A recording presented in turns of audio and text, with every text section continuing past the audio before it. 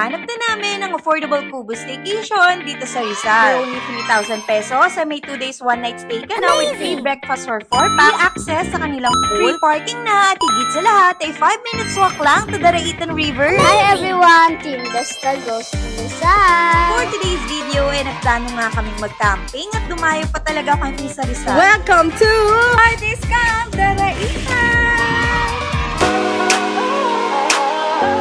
Tara, pasok tayo.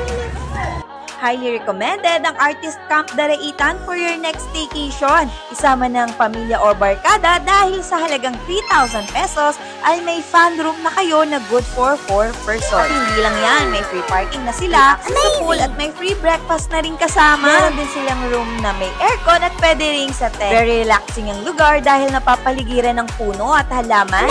Masarap tumambay o magmuni-muni sa hapon o di kaya maligo sa kanilang swimming pool. Kung nagutom nga, ay pwede kang magpaluto sa kanila at hay naku lang naman dahil ang sasarap at sulit ng mga pagkain nila. Maraming natira nga sa food namin kasi madami talaga at sobrang busog na kami. Malapit din pala dito ang Daraitan River na walang entrance fee. 5 minutes walk lang from Artist Camp. Kung sa Tinipak River naman, ay pwede kayong mag-tricycle at may fees na babayaran sa barangay. Pagsapit nga ng gabi, pwede kang mag-request ng bonfire sa halagang 150 pesos. Samahan nyo ng masayang kwentuhan at tawanan ay talagang perfect na ang staycation sa Artist Camp. Kung mahilig kang kumanta, naku, may video ka sila na pwede mong irenta for only 150 pesos. Ang daming offer, diba? Mababait pa ang staff nila. Kaya kung bahalak mo mag-camping sa Rizal, bisitahin ang Artist Camp Daraitan. If you like this video, please like and share. Also follow our social media accounts. Yun lang. Thanks for watching. Bye!